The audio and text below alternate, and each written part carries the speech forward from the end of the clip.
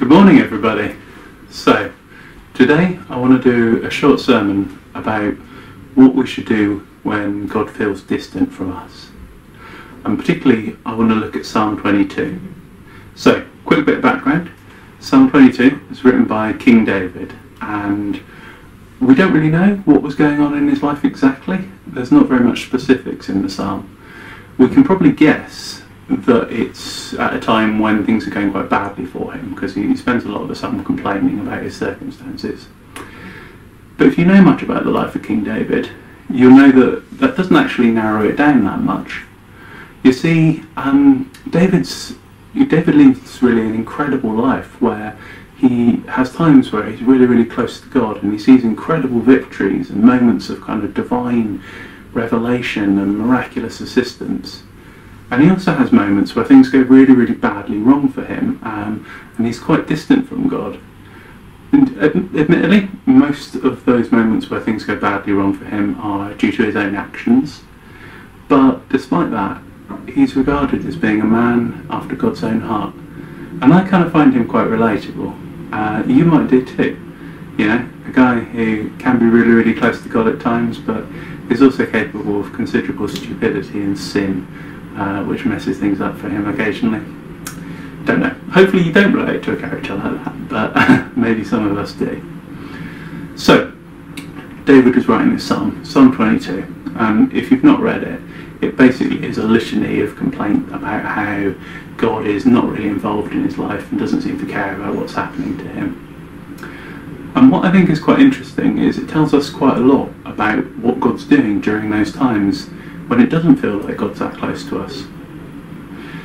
You see, despite David complaining that God wasn't involved, I believe God was actually intimately involved in helping him choose the very words that he was using to complain about God not being involved. And I think I can prove that to you. We're going to look through the psalm today, and I think there are at least 7 or 8 instances where something David is prophesying about in the psalm is reflected in the crucifixion of Christ, a historical event that happens hundreds of years after David dies, something that David would have had no human possibility of knowing anything about, and yet he writes detailed and specific prophecies about what happens to Christ on the cross.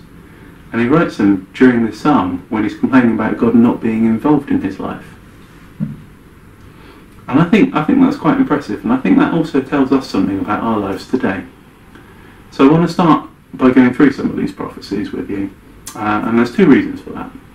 Firstly, I hope it is strengthening to our faith to know that there is a historical record of the events of the crucifixion that was written hundreds of years before it ever happened.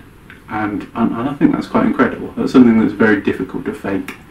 You know, we have documents existing still from before Jesus was born that contain Psalm 22. So it's not like this could have been made up by Christians hundreds of years later. Secondly, and perhaps a bit more relevant for our day-to-day lives, I think the model it gives us of God's direct involvement behind the scenes, and even when we aren't directly feeling it, during those times when he feels most absent from us, I think that actually is a model that has quite a lot of relevance for us today. And if you are feeling somewhat distant from God at the moment, maybe it will have relevance for your life too. So I want us to look at these various instances of prophecy within the psalm. And I think if we go through them, you might see some pretty incredible stuff. So I want to start with the very first line. You'll know this. It's the line that Jesus quotes on the cross. My God, why have you forsaken me? And I'll admit, that isn't prophetic in itself, any more than me quoting that line today would be prophetic. I mean, it's not. But it's important because it makes us aware that Jesus is himself completely aware that he's fulfilling the prophecy when he's being crucified. We move on to verse 6. It says here, I am a worm and no man. Now this is a bit of a strange one, isn't it? Because, I mean, would we think of Jesus as being a worm? It doesn't really make sense.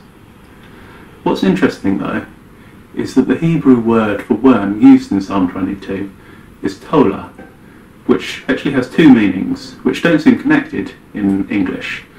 it means worm, and it also means scarlet or crimson. It might not be connected in English, but if you lived in Israel, you would probably know that there was a creature who lives out there called the Scarlet Worm, and that is an insect that is a deep red crimson colour. What's interesting about this insect is its life cycle. You see, when it decides to give birth to its young, it gives birth to eggs, and it leaves those eggs stuck on the side of a tree. The little worm then dies, and it uses its body to protect the eggs. That worm's bright red body stays on the tree for 3 days, and then it turns into a snowy white colour and slowly flakes away, leaving the eggs to hatch. If I can put that for you in slightly different words, the worm dies to protect its children. It does so by dying on a tree. Its body remains dead for 3 days, and then what was once as red as scarlet becomes as white as snow. I don't think I need to be too much clearer about the parallels there, do I? We move on though, verse 7. It says, "He trusted the Lord, let the Lord rescue him." David, when he wrote this, felt he was being mocked by people for trusting God to rescue him. And at the crucifixion, you'll remember that the onlookers laughed at Jesus as well. They said, "Let's see if God comes down to rescue him. Let's see if he sends Elijah." If we skip on a few verses, verse 12, David writes that the bulls of Bashan have surrounded me. Now I think that this is a reference to the evil spirits surrounding and mocking Christ during his crucifixion. So, why do I think that? Well, I'm not actually going to tell you. The reason is that I thought about how to explain this. I thought about how to explain this quickly, and explaining it doesn't so much open up a can of worms as it opens up several industrial-sized shipping containers, each one full of worms, one of which has the Hebrew words B'necha Elohim written on the side of it. I think Tom would want me to do a talk that is relevant to your daily lives, and arguments about deuterocanonical texts are not going to be that, are they? So maybe we'll talk about it another time, but I think I'm going to move on from that point. Skipping on a verse or two, in verse 13 or 14 it says, "I am poured out like water, all of my bones are out of joint." This, I think, is a reference to crucifixion, pulling your bones out of joint, obviously, and also a reference to after Jesus dies, he's stabbed in the side by a spear and water pours out, which indicates that he's dead. Moving on a bit, verse 16, "They pierced my hands and feet." Well, I don't think I really need to say too much about that, do I? That's fairly obviously a reference to the crucifixion.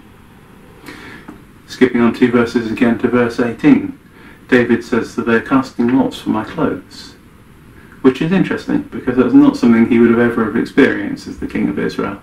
But that is a specific and quite unusual event that happened to Christ during his crucifixion.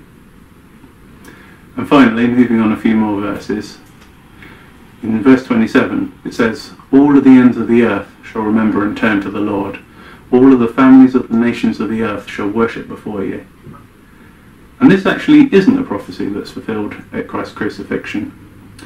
It's arguably not fulfilled until maybe the 18th century, but from that time onwards, we can argue the date a little bit, but from around that time onwards, there have been people in every nation of the earth, across all the ends of the earth, worshipping Christ. And that in itself is quite remarkable.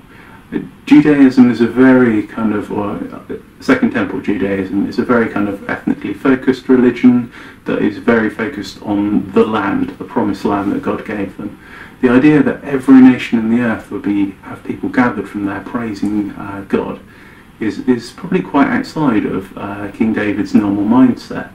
And I think that is in itself quite an interesting prophecy of what was going to happen to Christianity after Christ's resurrection. So, we've looked at a few instances, and you can see that most of them are David moaning about something, which is fair enough. He's obviously unhappy with what's going on in his life. But I think you can also see that each one of these ones that I've picked out, and there are some others, but these are the good ones, each one of these that I've picked out also gives detailed and specific prophecy of what happens to Christ during his crucifixion. So why does that matter? Well, two reasons, as I said. One, this is really, really good evidence of Christianity, and the fact that it was written hundreds of years before it happened, and we have evidence of that. And secondly, I think this is actually a model of how, in David's grief and despair, God was still at work. In David's desperation and frustration with his circumstances, the greatest act in human history was being prophesied. David couldn't see God's deliverance coming. He dies hundreds of years before any of this is fulfilled. And he spends most of the psalm complaining that God isn't doing anything. And I kind of like to imagine God sat up there like, yeah, I'm not really up to much at the moment, I'm just using your words to write a prophecy that will help convert thousands of sceptical souls over the next several thousand years after you die. Other than that, not really involved. This is an incredible thing that's happening, but David isn't able to see it. So how does this apply to us today? Well, first off, God probably isn't going to use the contents of your prayer journal to prophesy the second coming. I don't think that's quite how the canon of Scripture works nowadays. But I do believe, fervently, that God is using the times when things might go wrong in your life, the times when he would feel distant from you, the times when you might be motivated to write a similar kind of psalm, protesting his uninvolvement and his absence. I think he's using those times to outwork his plans in our lives. And I think it's really important for us to have faith that what he is doing is for our ultimate good and his ultimate glory, even if we're not necessarily able to see it at the time. I think it's very easy to do that last point when we're not going to see it at the time means, oh yeah, well we might see it tomorrow or we might see it next week. But I think it's particularly interesting that David was talking about events that were lifetimes ahead of anything that he would see, but that he's part of the redemptive story. It's one of his descendants that he's prophesying about, someone who is going to sit on David's throne again, and that same God-man is still going to rule over the kingdom one more time in the far future. And that's probably going to be something that is a long way outside of even my lifetime. And as I talk to you about that today, I'm probably not going to be around to see the final return of Christ and the re-establishment in full of his kingdom. Maybe I will be. We don't know. But I think it's important for us, whether we are able to see God at work immediately, whether we're able to see God at work after a few weeks and we look back on the time when he felt distant and we think, I've got this now, I see what he was doing, or whether the events that we're going through will only make sense on the other side of eternity. I think it's important for us to have faith that it is being outworked for our ultimate good. And I think that's important. I think when we look at this psalm, we can see that that David felt God's absence from his life, but there wasn't evidence that God didn't love him or that he didn't care what happened to him. When Jesus quotes this psalm on the cross to express how he felt, again, I don't think that was evidence that God didn't love him at that point or didn't care about what was happening to him. And I think when we might feel some of the emotions that are expressed in this psalm, we have to remember that it is not evidence that God does not love us or doesn't care about what's happening to us. What I think is also particularly interesting from the psalm is that although it's talking about a future that David doesn't get to see, he ends up ending the psalm by praising God, even though he probably didn't feel like it at the time. And again, I think that's a good model for us. So in conclusion, I think there are three things that we ought to do when we feel that God is distant from us. I think firstly, we need to have faith that God is still at work in our lives, even if we don't see it, just like we know he was with King David.